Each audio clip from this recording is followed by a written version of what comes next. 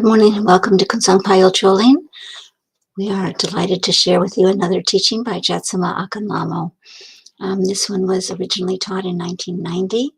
The title is How to Antidote Negative Karma. So we begin.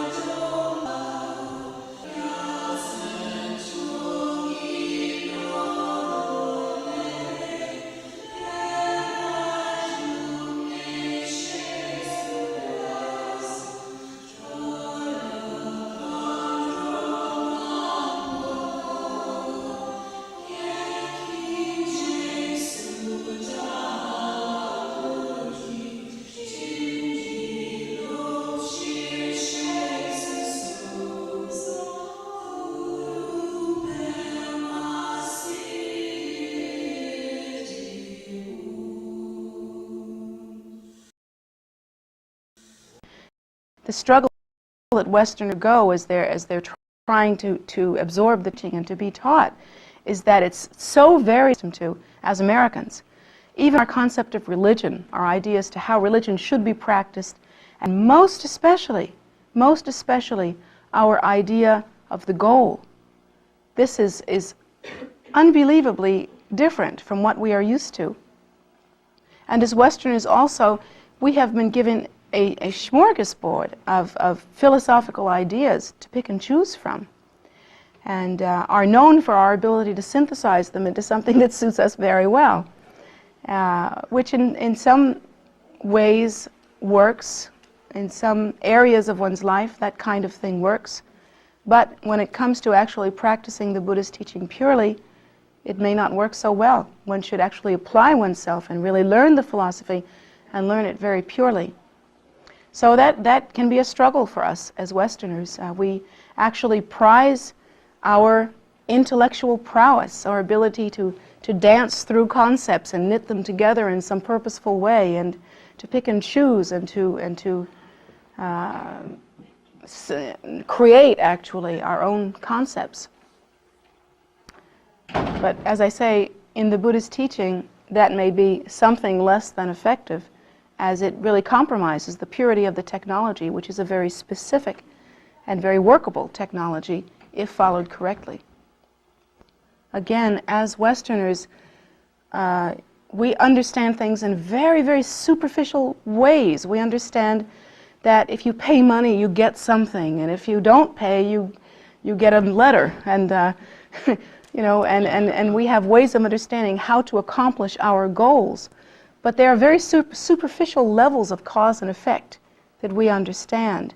We can't understand the deeper levels of cause and effect. For instance, if we see some disruption within our lives, we can't really understand how it came about. We can only understand a very superficial way of rectifying it. This is an extract, and this is basically a serial box top version of a serial box top teaching that was given by a Rinpoche that was recently here, Baka Rinpoche, and he was actually reading directly from a text and trying to condense it and give us the bit of information right there as he spoke and as he taught, and I have notes on that. He was talking about cause and effect relationships. He talked about causes and how causes actually create a main result, a similar result, and a reaction result, and also a place or condition result. And it seems that, and again, this is less than serial box top version, that when you look at cause and effect relationships, you can actually look at the cause and you can see a direct effect. For instance,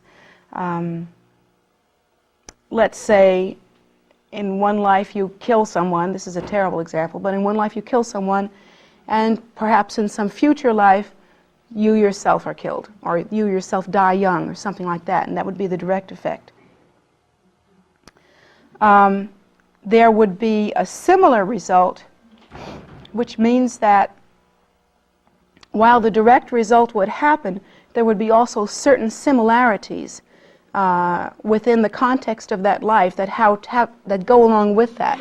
For instance, as I understand it, if you had killed someone in a past life and that karma were ripening now, it is unlikely that it would ripen in such a way that you're perhaps a Sunday school teacher and an ordinary housewife and you're just a good person and you've never done anything in your life wrong, and then all of a sudden you just get up and kill somebody.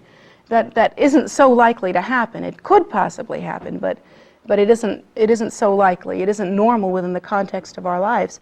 So there are similar kinds of things that ripen and similar kinds of events that happen with the karmic cause and effect relationship that create the entire scenario. And for instance, let's say in a past life you were very dull and very ignorant and you didn't apply yourself to anything in particular. That might actually ripen, according to the Buddha, by being reborn in an animal realm. That one's mind could actually take on that dullness that animals have, in that they have a general inability to be able to practice any kind of mental discipline whatsoever. They are completely reactive consciousness. Now, the third kind of effect would be a reaction effect. And a reaction effect would be what has to do with developing an habitual tendency. Take, for instance, the example of the killing. Again, it is unlikely that cause would ripen, that effect would ripen, that the person were very clean-cut and, like I say, a Sunday school teacher and never did anything wrong and drinks decaf and all of that kind of stuff. It is very unlikely that that kind of person living the wonderful and pure life that they do would suddenly rise up and just knock somebody off. What they would develop along with that is a kind of a series or sequence or conglomeration of habitual tendencies. That those habitual tendencies would reflect that karma. That there would be a tendency to think in a certain way, in a destructive way, or there would be a tendency to live one's life in such a way that one was very reactive. That kind of thing. There would be a whole scenario of things that go with it. So it's almost like the shadow of the original cause and effect relationship of karma. The fourth cause and effect event is that of place. The fourth effect is that of place and result. It's actually I think you wouldn't say it's a place and result. You would say it is the result of place. That is the result that would occur, the effect that would occur, and that indicates the condition that you would experience. For instance, let's say in the past you stole something from someone else, and in this lifetime something would be stolen from you, and that would be the ripening, the direct ripening, the main result of that cause. At the same time, if you had more than one, or if you had some bulk of karma associated with stealing, in this lifetime you might also be born very poor. In fact, poverty is considered to be directly the result of stealing in past lives, or taking from others. So that would be the effect of place and habitual tendency. You might be born in a very poor area, under very poor conditions, where it is impossible to really liberate yourself from that poverty. I think, for instance, of places that I've seen in India, where one cannot get out of the poverty. There simply is no economic way to get out of the poverty.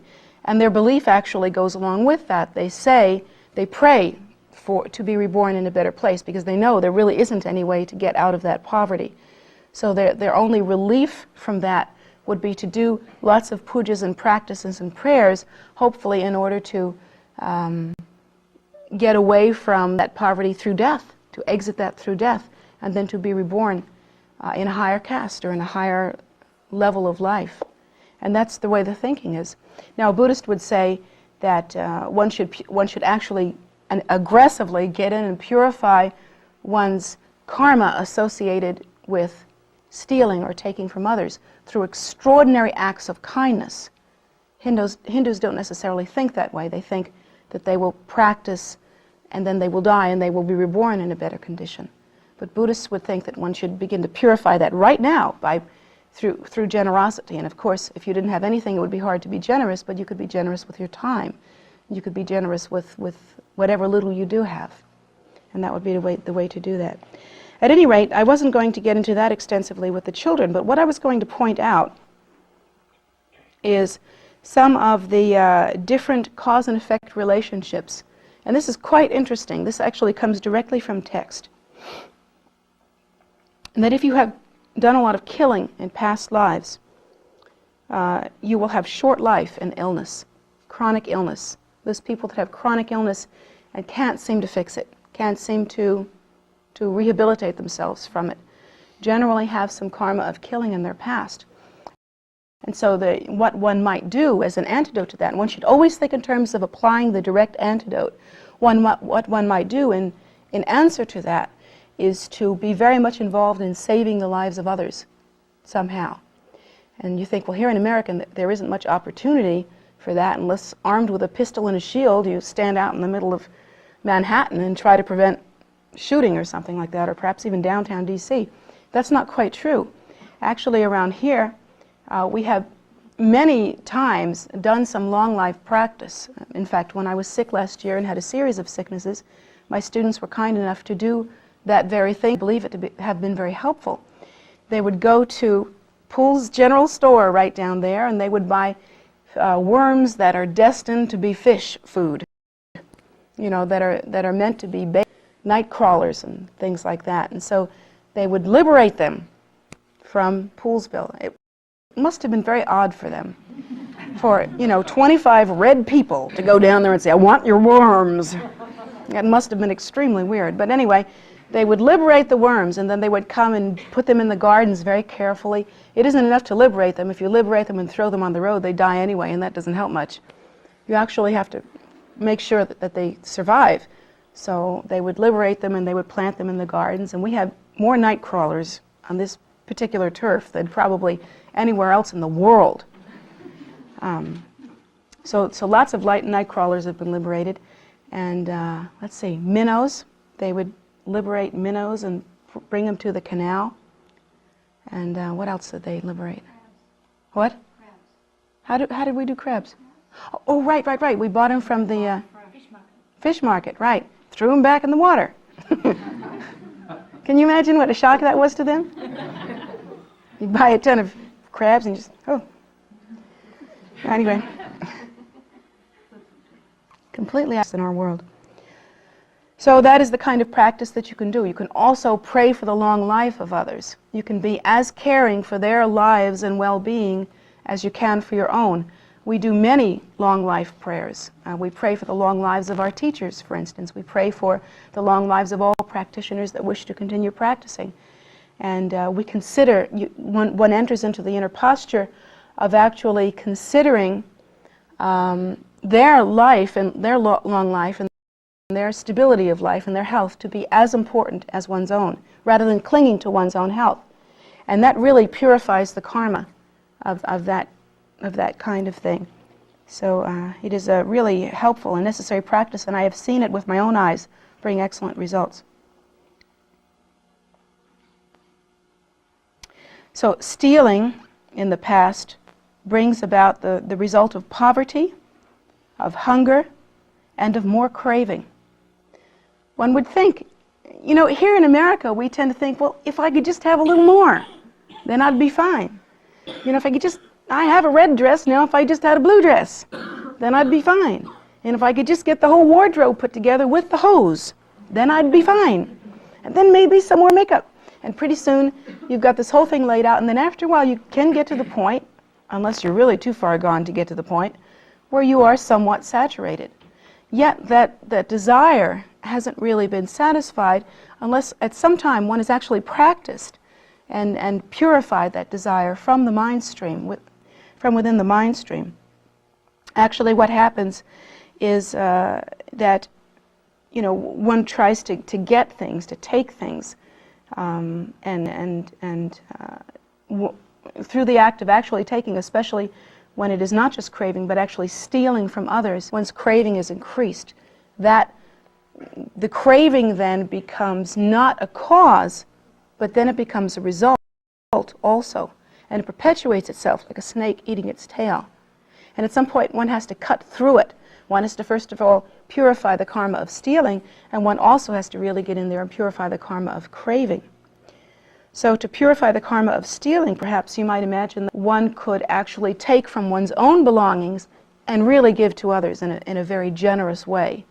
One could go out of one's way to make sure that others around you had at least as much as you had. And that is a very powerful practice to do through generosity. Also, one could learn to be content. You know, that's possible. Here in America, we are not at all convinced that that's possible. But one can learn to be content with what one has. And in fact, learning that, one can learn to be content with a whole lot less as well. One can actually learn the wonderful lesson that contentment really doesn't come from any of that. It comes from stability of mind, really, and often comes, and I think, comes more from generosity than it does from craving. Certainly that's what the Buddha teaches. Now, if you had, let's see, sexual misconduct in the past life, how many of you might have had that? It's very common, you know. Sexual misconduct in past lives produces ugliness. Well, everybody in here is good looking, so you can't have been too bad.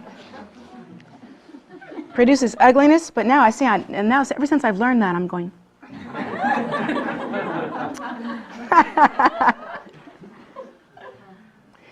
And it also produces quarreling with your mate. Whoa! How many of you have ever had that problem? So, it may not show on the outside, but you go home and fight a lot. And it seems to me that one could antidote that by being faithful, by being pure in one's actions, by considering one's actions very carefully, by being true in one's heart, by not being deceptive, that kind of thing.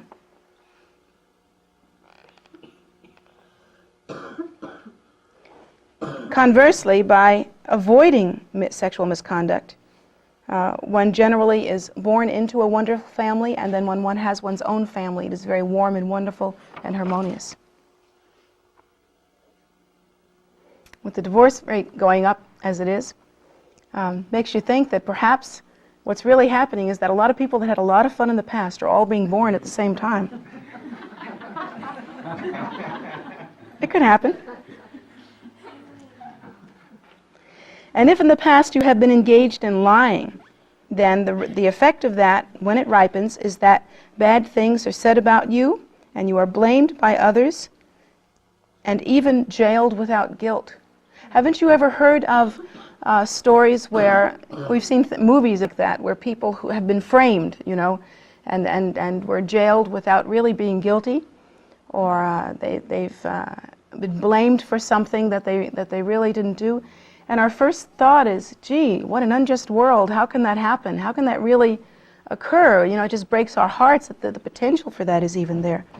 And according to this teaching, actually what you're seeing is you're seeing the tip of the iceberg, because the whole cycle of event may actually have begun quite a long time ago, or it may be an event that seed of which was planted some long time ago, time out of mind, where we can't even remember. Of course we can't remember past lives, but where we can't even think of that kind of time.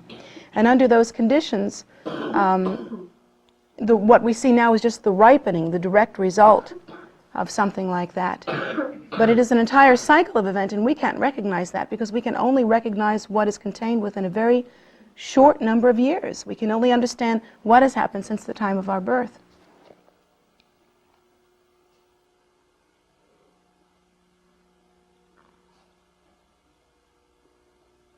if you've committed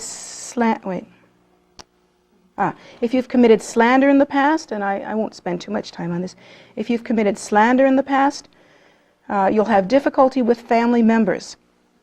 I think about all of us who have had teenage sons and daughters that have given us a fit at one time or another. You have the feeling that everyone is against you. It ripens actually within the mind stream as the feeling that everyone is against you. And it doesn't have to, I don't think, go to the level of paranoid schizophrenic. There are times when each one of us has felt as though our friends had turned against us, or they were in cahoots against us, or something like that. And that is the result of slander in a past life. And also, if you are a boss, your employees are not obedient.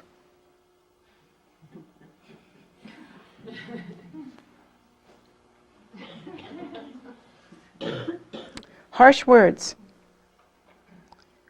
If you have had said harsh words in the past, you will hear uninteresting things. Bad news. Sounds like conversation around my dinner table. And your words, no matter what you do, will seem to cause quarrels or bad feelings with others. Have you ever met a person like that? No matter what they say, even if they say good morning, it somehow becomes a problem. They just seem to stir up trouble. Even if they say, you look very nice today, somehow it affects you strangely. Has that ever happened to you? Well, someone will say, you look very nice today, and the way it hits you is, you mean I don't always look nice?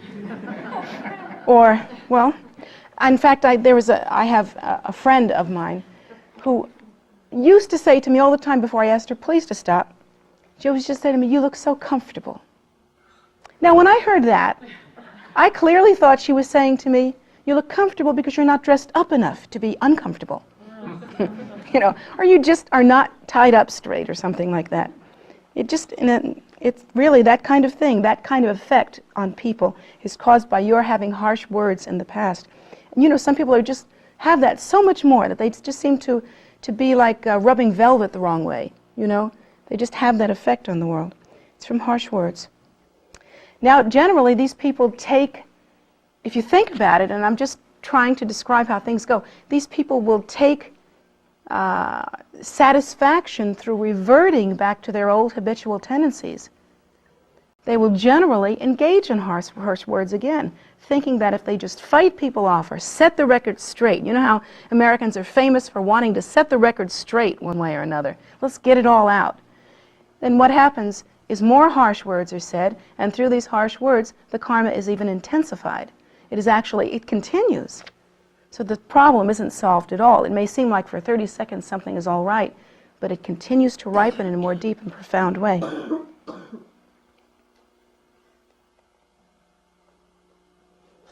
Gossip. If you have gossiped in the past, you have in this life no courage to talk. Have you yourself experienced this, or have you met someone who has experienced where you just can't say what you need, or you can't say how you feel, or you can't get up in front of people and speak in any way? You just have no courage for that, no strength to do that? According to the Buddhist teaching, that is from gossiping in the past. And here we are, we try to exercise that by kicking ourselves in the behind and getting ourselves up and making ourselves doing it, and it still doesn't come out right. And what we don't do, what we never consider to do, is to actually purify the karma, which can be done. It's doable. The technology to do it is available. And also, even if you say the truth, others will not believe you. Kind of like the boy that cried wolf. If you have engaged in coveting or wanting in the past, wanting something that belongs to others, your wishes in this life, in the life when the karma for that ripens, will not be fulfilled. In other words, you will want things to come through and they'll just be out of your grasp, just seemingly that far away, and you do all the right things and you still can't make it come true. And we've all experienced that, so we all have that within our mind streams. Cruelty in the past. You're always in danger. When that ripens, you experience danger, and no matter what, you cannot be free of danger. Wrong view, which is to practice or to teach a religious philosophy that moves away from enlightenment rather than toward enlightenment. You will be born into a religion that does not have the capacity to teach enlightenment, a religion that has no basis, and you will have a, here the exact translation is wicked mind. We can think of, a heavily negative mind like that. So these are just a few of the different things that that one can experience, and when we experience them, we really look around for a solution. We look here, and we look there, and we look out there, and we look over there, and we look over there, and we look everywhere. But where we don't look is within our own mind streams, and we try to make things. We try to blame everything. We are engaged in the process of blame continually. It happened because my mother dropped me on my head when I was 10 years old, or because nobody ever loved me, or because they love me too much, or because I don't have a friend, or because I don't have enough money, or these kinds of things. We blame like that. And when we look for solutions, we look for them also out there. We always think if we could just get it straight with other people, then the problem somehow would be solved. We never, however, examine our own mind streams and the cause and effect relationships that exist in seed form within our own mind streams. And we never apply a technology that will actually alleviate that condition within our mind streams. But here are some, actually these are I was giving you the ideas that I had about what the antidote for these problems would be. These are the teachings from the text. Killing, the antidote is to save lives. Stealing, the antidote is charity. Misconduct, the antidote is pure vow, whether it be vow of friendship, marriage vow, or renunciate vow. Lying, truth-telling. Harsh words, the karma of harsh words is purified by praise. How many times do we get caught up in that thing about condemning people, thinking that we're going to find relief through the processes of condemnation, of making people feel worse than us, or making ourselves seem better that way, when the true antidote is actually praising? We never think of that. Slander, the antidote to slander is to mediate, to actually mediate between people so that they can come to a harmonious basis or harmonious relationship. A peacemaker, a person who has that, would be purifying the karma of slander. The karma of gossip can be purified by recitation of mantra. Now, in other words, in our tradition, we consider that we are purifying the speech. Speech which has been used to harm others can be used in a very pure way. So recitation of prayer and mantra. To covet, the purification of that is generosity, faultless generosity, where it is as important to give as it is to have something for yourself. The karma of cruelty is purified through helping others. The karma of wrong view is purified through praising the teaching that leads to enlightenment and having faith, and through maintaining proper view. And the advice is that if you see these scenarios in your life, and if you know that they exist, and you can clearly know what has happened in the past by looking at what is happening today. That's one of the Buddha's basic philosophies. Basically, and of course I'm paraphrasing it in my traditional Western way, but the Buddha said, don't believe me, look at your life. You can see what happened in the past by looking at your life. Don't take my word for it. If you find that you are in that kind of condition and that you are suffering from these things, then according to the teaching, vows of some kind should be taken from the teacher or in front of a shrine, but preferably from a teacher. One can take vows, for instance, for one day, vows of renunciation for one day. Any student at any time can come up to the teacher and say, I wish to take vows of renunciation for one day, and they would live and act accordingly for one day. Or for 2 days, or for 3 days, or for a week. Or one can take, there's a certain practice that we have learned recently. It can be a 2 or 3 day practice, but it should be at least 2 days where one, after eating a noon meal, if it is done that way, engages in silence and fasting for the rest of the day, and the only sound that comes out of one's mouth is mantra recitation. One only does practice in mantra recitation. Sometimes it is done where there is no food taken for 2 days, just water, liquid earlier in the day, and that one actually only does praising and meditation and mantra recitation for that time. No, it's a very strong renunciation, and it's like the idea is that one could live a life of renunciation, but some people really can't. They don't have the kind of circumstance to do that in, and so what they would do instead is to condense that and take short retreats that are renunciate retreats. Also more powerful to take vows on certain days. For instance, in the New Year, this is the first month of our Tibetan New Year. On this first month, during any day on this first month, it is very, very valuable to take some kind of vow. Even if one were to take, a very lenient vow, such as, I vow for the next 15 days to say no slander toward anyone else, or I vow for the next 15 days to be extraordinarily generous, to make many offerings. That kind of thing is very valuable, and if done on the first month or the fourth month of the Tibetan year, these vows are 100,000 times stronger.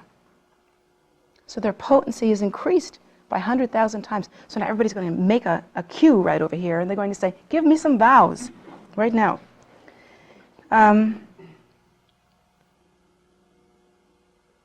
Actually, during the fourth month, and there were certain days during the year that coincide with the Buddha's extraordinary attainments, where the vows are 1,000,000 times stronger. 1,000,000 times stronger that way. The potency, their ability to purify the mind, due to the blessing of the enlightened realization and the miraculous compassion of the Buddha, one is able to make great headway at that time. So the technology is there, and one can practice accordingly. One has only to really develop the ability, the competency in being able to look at oneself objectively and truthfully and honestly, and most of all, courageously. That's the difficult part. It is really for us, for some reason, so much easier to look at the different circumstances in our lives that we become involved in and that we are habitually pushed into, and the ones that really stress us out, the ones that really get to us. It is so much easier for us somehow to say, well, that's just the way it is. Or, I'm sure there's something to learn here. Or, it's not my fault, it's their fault, and I can't get away from them. That kind of thing. It just seems to be so much easier for us. We take great comfort in that kind of thing, where in fact we should take no comfort in that at all. Because according to the teaching, and again this is coming from the enlightened perspective of a Buddha, that kind of attitude, that kind of going outside of oneself and leaving things be and simply continuing these deep habitual tendencies does nothing but increase the suffering. It does nothing but increase the karma. So that if one engages in some sort of slanderous activity, let's say, and one comes back and no one cares about the person, and then they continue to blame them for it and slander them in the process, the cycle goes on and it just never ends. It doesn't end really until we stop it. So at whatever level we practice, whether we are dyed-in-the-wool Buddhist or whether we are simply people that want to make a better world, simply people that want to make some progress, this technology can and should be applied. And it takes courage. It is the technique of responsibility is one of the first things that the Buddha teaches.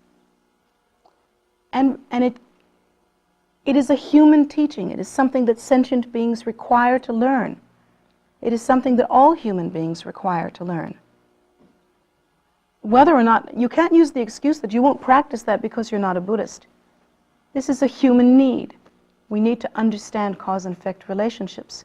We need to accumulate that knowledge. And understanding a cause and effect relationship, we can apply the technology to make a difference. every bit of suffering that one sees in the world in this day and age, the suffering that occurs between nations and due to conflict, due to one person taking from another, due to one person attacking another, all of these things would be completely avoided if one understood and meditated upon cause and effect relationship, and if one looked at one's own mind and really understood and saw the seeds within the mind stream, and really did everything that they could to pacify that, to apply the antidote, the opposite, understanding that one has the propensity toward to being unkind toward others, and one is experiencing some lack in one's life due to that. One should apply the antidote and not continue in that habitual tendency. And the antidote, of course, boils down to love. What else would it boil down to? So it sounds very simple, and yet we remain here with this challenge of having to go into the real world and use the discipline of taking the time to really observe ourselves, to really look at ourselves and to learn from ourselves, and to see where everything's coming from. And most of all, to learn to apply the antidote. Very important for us as individuals, as a group, for us as a nation, for us as a world. If there is to be any relief from the suffering of the world, it would start there.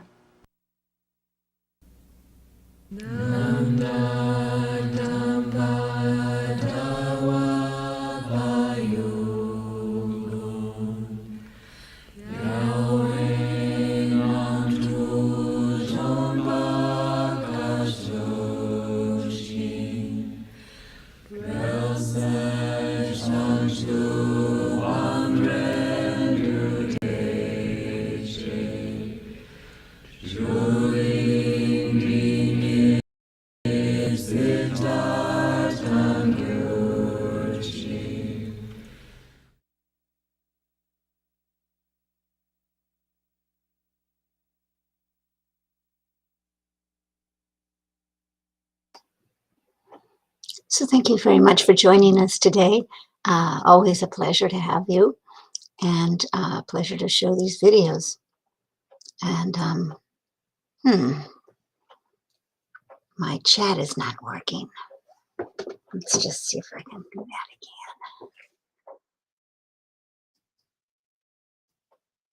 again. Well, people do this without chat today. So let me just give you an idea of what's going on here at KPC that you can participate in. Number one, the exciting news is that on weekends from 11 a.m. to 4 p.m. we are open in the prayer room. Come with an N95 or N94 mask, and hopefully there'll be a greeter out front to greet you, but you can also come around back and ring if you need to. Around the south side of the temple is where the door to the prayer room is. So as you go from the front porch, you would turn, as you're facing the front door, you would turn left, just walk around the side of the building, and you'd be coming up on the south side, and the door to the temple will be right there. Then hopefully there'll be somebody in front to guide you and to handle all of that. But we're giving you back way to do that. So we hope to see you inside, and we're very excited to have this step toward something resembling normality after the pandemic. So, but additionally online, we will continue online with everything, and the teachings by Jetsunma shown Wednesday evenings at 7:30 and Sundays at 11. Meditations are also on YouTube. Saturdays and Sundays at 10 a.m., led by one of our nuns. Medicine Buddha is on Facebook. It may also be on YouTube nowadays. things. There's always surprises everywhere here. It is a condensed short practice, mostly in English, but with, of course, a Tibetan Sanskrit mantra. And it's every evening at 7 p.m. Short enough that just about everyone can join in, but also potent enough to do a lot of good for you and for those for whom you grieve that they're suffering. In addition, there's a food offering ceremony we call a soak. It's basically during the day. Let's see, Monday, Wednesday, Thursday, Friday at 5:30, and Tuesdays at 4. Saturdays at noon, Sundays at 2. Check the website, tara.org, and see how that's going. It's, let me see if I can get this to come on. Mumble. Let's see. Tara.org is our, well, we have a rough go on this chat here. I'm gonna go here, see what happens. Okay. So I'll go back to what I was saying. Tara.org, if you go to the page that says Meditate, Pray, Study, you'll find the first page on that section is a calendar, and many of you may be actually watching on that space because we do show the YouTube videos there. And check out the calendar. When you find something you're interested in or you are possible to attend, click on it and it will give you basically the time, the location, if you need any codes to get in, and also the practice, a link to the practice that we're doing. So you are welcome to join us, and we do give you the tools to do that. So we hope that you will join us and use them. That's all for today. It's reasonably nice outside, so I'll go with beautiful and hope you come visit if you're in the area and stay with us. We're always online, so happy to see you, happy to have you join us. Thank you so much.